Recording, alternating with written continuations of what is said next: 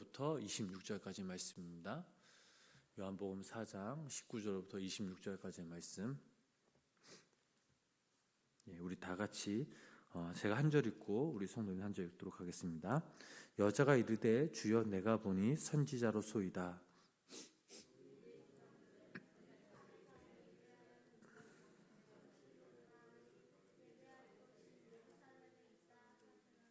예수께서 이르시되 여자여 내 말을 믿으라. 이 산에서 말고 예루살렘에서도 말고 너희가 아버지께 예배할 때가 이르리라.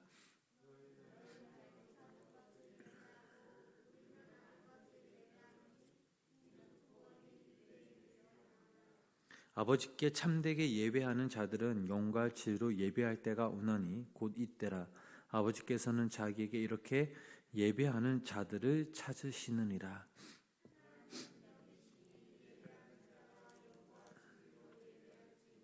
여자가 이르되 메시아 곧 그리스도라 하는 이가 오실 줄을 내가 아노니 그가 오시면 모든 것을 우리에게 알려주시리이다. 예수께서 이르시되 내가 말하는 내가 그라 하시니라. 아멘. 10월 한 달도 하나님의 은혜와 평강과 그 사랑이 우리 성도님들 삶 가운데 함께 하시길 주님의 이름으로 간절히 축원합니다. 살아가면서 우리가 다양한 사람들을 많이 만나고 또 경험하게 됩니다. 어떤 사람을 만나면 만날수록 너무나 기쁘고 감사하고 행복한데 또 다른 그런 어떤 사람을 만나면 실망감을 느낄 때가 분명 있습니다. 아무리 겉모습이 좋아 보여도 본 모습은 자신의 생각과 너무나 틀렸기 때문입니다. 우리가 하나님께 예배 드리면서 우리가 예수님을 만나면 어떻습니까? 날로 새로워지고 감격스럽고 또 소망을 우리가 가질 수 있습니다. 이것은 예수님이 하나님의 아들이시고 또 그 본질은 하나님이시기 때문입니다. 사마리아 여인은 처음에 예수님에 대해서 자신들을 사마리아는 업신여기는 유대인의 한 남자라고만 생각하였습니다. 하지만 예수님과의 깊은 그 대화 속에서 예수님에 대해 영적인 눈을 뜨기 시작합니다. 결정적인 순간 이 예수님은 남편을 불러오라고 말씀하시는데 이는 사마리아 여인을 구원하는 데 아주 결정적인 계기가 됩니다.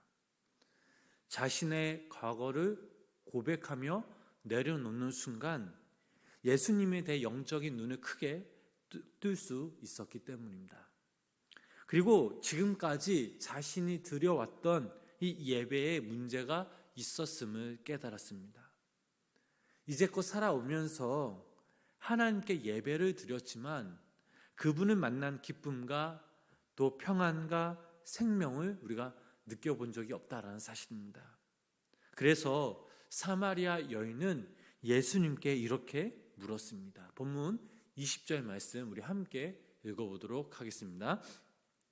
우리 조상들은 이 산에서 예배하였는데 당신들의 말은 예배할 곳이 예루살렘에 있다 하더이다. 아멘.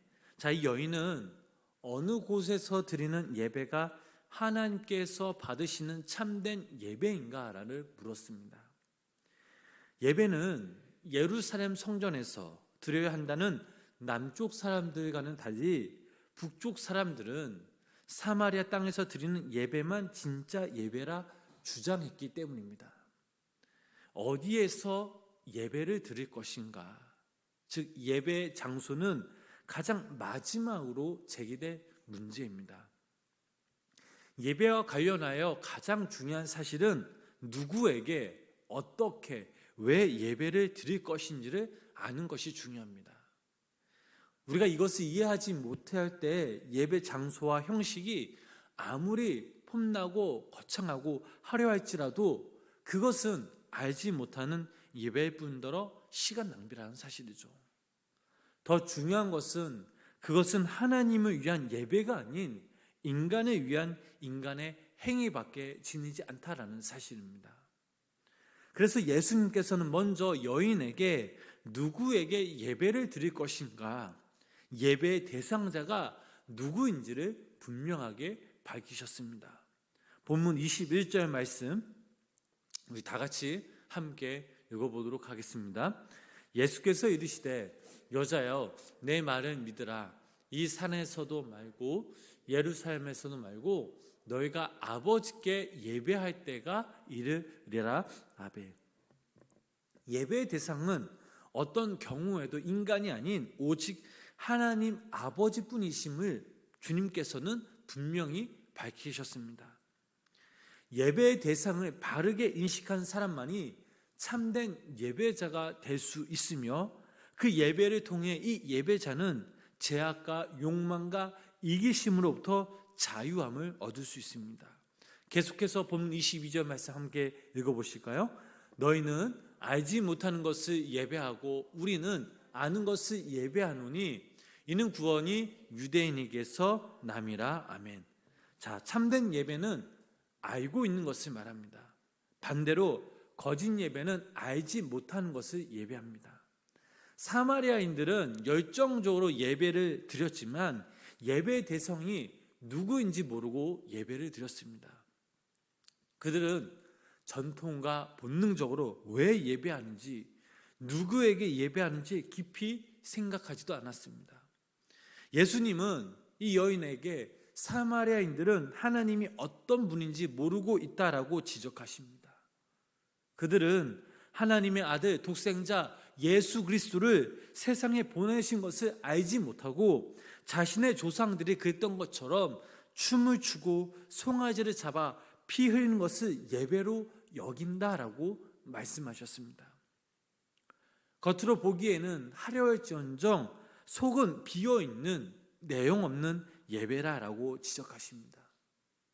계속하여 예수님은 사마리아 여인에게 이번에는 어떻게 예배를 드릴 것인가, 즉 예배자의 자세에 대해 말씀하셨습니다.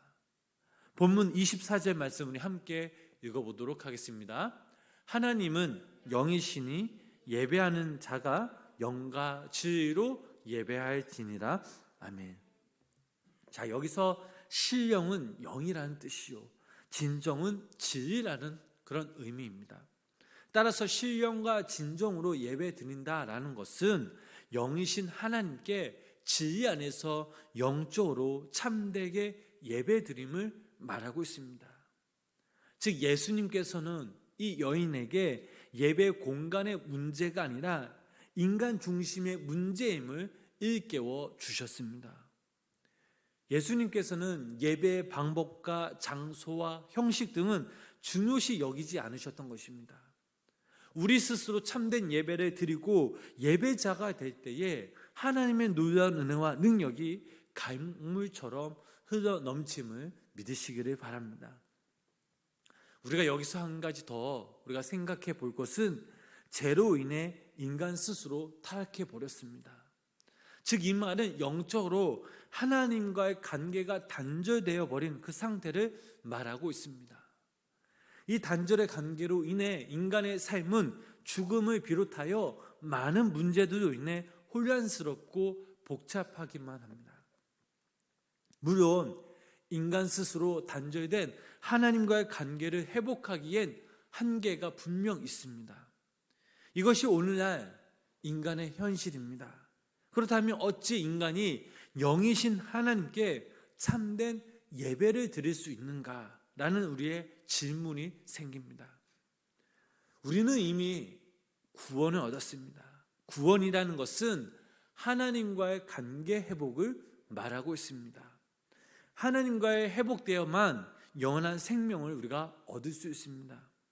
이 구원과 하나님과의 관계 회복은 전적으로 당신의 은혜로만 얻을 수 있는데 그 은혜가 바로 예수 그리스도이십니다. 예수님께서 우리가 받아야 할 죄와 형벌들을 대신 받으시고 십자가에 달려 돌아가셨기에 우리는 예수님을 믿는 그 믿음으로 예수님 안에서 하나님과의 관계를 회복할 수 있습니다. 그러므로 우리가 매일매일 우리가 주님과 동행하며 예수님 안에서 하나님께 신령과 진정으로 참된 예배를 드릴 수 있다라는 사실입니다. 그렇다면 우리는 왜 하나님께 예배를 드려야 하는가? 예배의 목적 또한 분명하게 깨달을 수 있습니다. 예배를 드리는 건 예수 그리스도 안에서 회복된 그 하나님 아버지와의 관계를 지속과 강화시키기 위함이요, 하나님과 영적으로 교제하기 위함이요, 영이신 그 아버지의 뜻을 분별하기 위함이요, 우리를 만져주시고 다스려 주시는 그 하나님의 손길을, 이 모든 일들을 가능하도록 은혜를 베풀어 주시는 하나님을 찬양하며 경배하기 위해서입니다. 이것은 오직 예수 그리스도 안에서만 가능합니다. 그리스도 안에서 우리가 신령과 진정으로 예배를 드릴 수 있습니다. 그 이유는 주님께서 진리시요 영원한 생명이시기 때문입니다. 사랑하는 우리 성도 여러분, 오늘 말씀을 보면 너무나도 단순한 사실 하나가 있습니다. 그것은 예수 그리스도를 자신의 구세주로 믿음으로 그리스도 안에서 하나님과 관계된 회복된 사람이라면 우리가 이 주님의 전에서 신령과 진정으로 하나님께 예배 드릴 수밖에 없고, 이것이 밑바탕이 되어 예배의 감동과 그 은혜가 우리의 삶 가운데 연결될 수밖에 없다라는 사실입니다. 교회 밖의 삶으로 이어지지 않는 예배라면 아무리 이 예배당 안에서 거룩할지라도 그 예배는 참된 예배가 아닐지언정 진정 하나님께 드린 예배가 아니라는 사실입니다.